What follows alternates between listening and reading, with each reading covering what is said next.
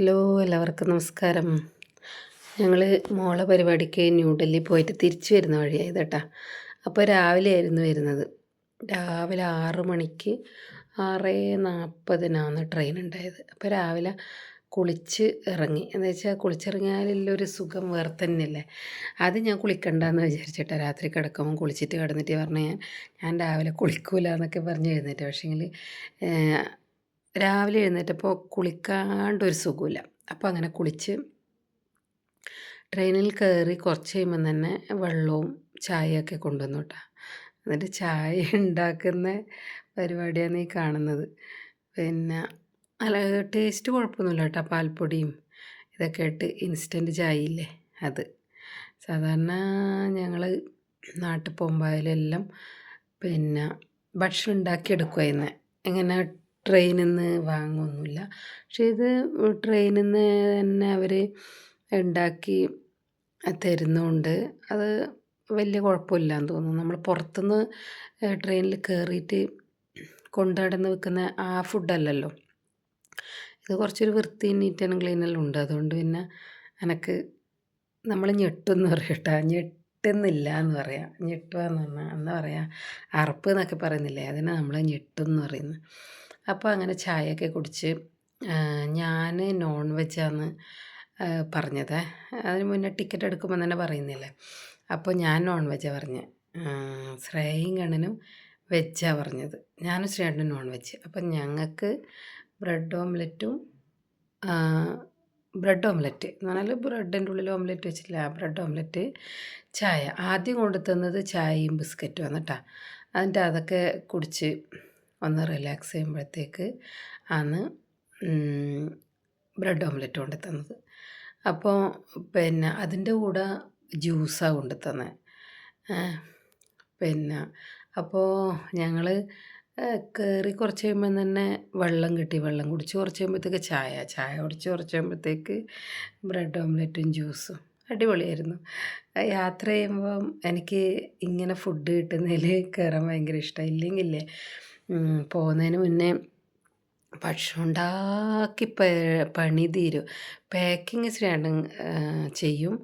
എന്നാലും പിന്നെ എല്ലാവരും ഹെൽപ്പ് ചെയ്യുകയും ചെയ്യും, ശ്രേയാണ്ടും മക്കളും എല്ലാം. പക്ഷേ എനിക്ക് ഞാൻ തന്നെ ഉണ്ടാക്കിയാലൊരു തൃപ്തിയില്ലൂ എന്നുള്ളൊരു മോശ സ്വഭാവമുണ്ട്.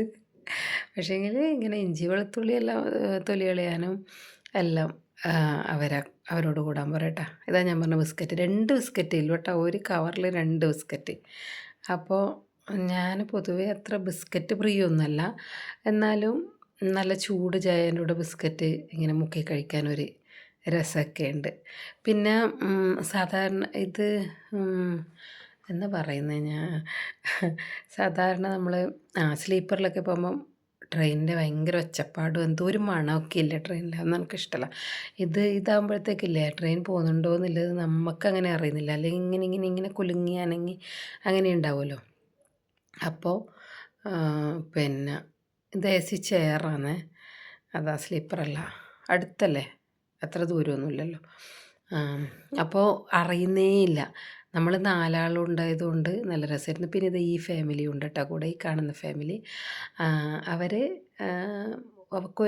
പരിചയപ്പെട്ടു കേട്ടോ ഞങ്ങളോട് എവിടെ നിന്നാണ് വരുന്നത്, എങ്ങനെയാണ് പോകുന്നതെന്നൊക്കെ ചോദിച്ചപ്പോൾ അവർ ബോംബെയിൽ നിന്ന് വരുന്നവരാണ്. അവിടെ അവർക്ക് സ്വന്തം ഫാക്ടറി എന്തോ ആണ്. അപ്പോൾ ബോംബെയിൽ നിന്ന് ഇപ്പം ഇവർ ഡൽഹിയിലോട്ട് ഷിഫ്റ്റായിന്ന് അവിടെ.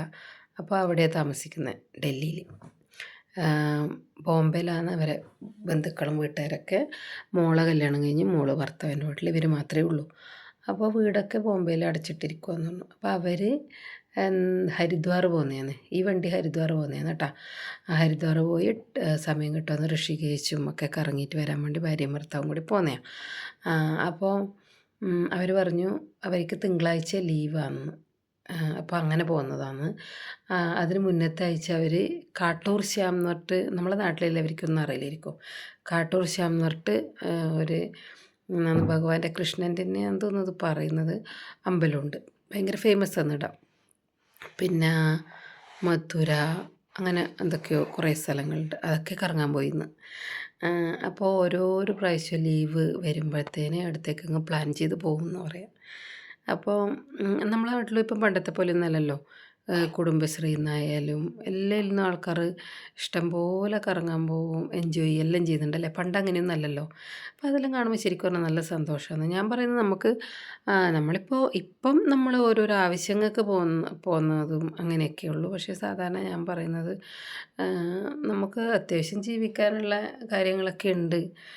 പൈസയൊക്കെ ഉണ്ടെങ്കിൽ ഞാൻ പറയുന്നത് നമ്മൾ എനിക്കങ്ങനെ വിദേശത്ത് ഇറങ്ങാനൊന്നും അത്ര വലിയ താല്പര്യമൊന്നുമില്ല കേട്ടോ.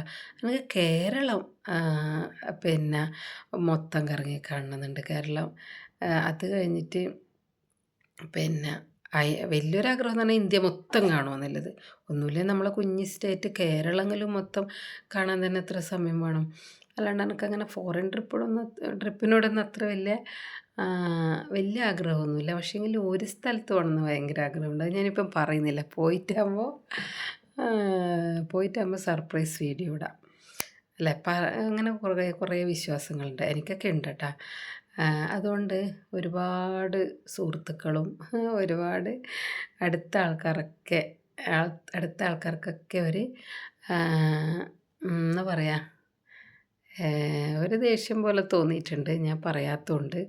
അങ്ങനെ പറഞ്ഞാൽ നടക്കില്ല എന്നുള്ളൊരു വിശ്വാസം എനിക്കെല്ലാം ഉണ്ട്. അത് പറയുന്നില്ല. ഓക്കെ. Thank you.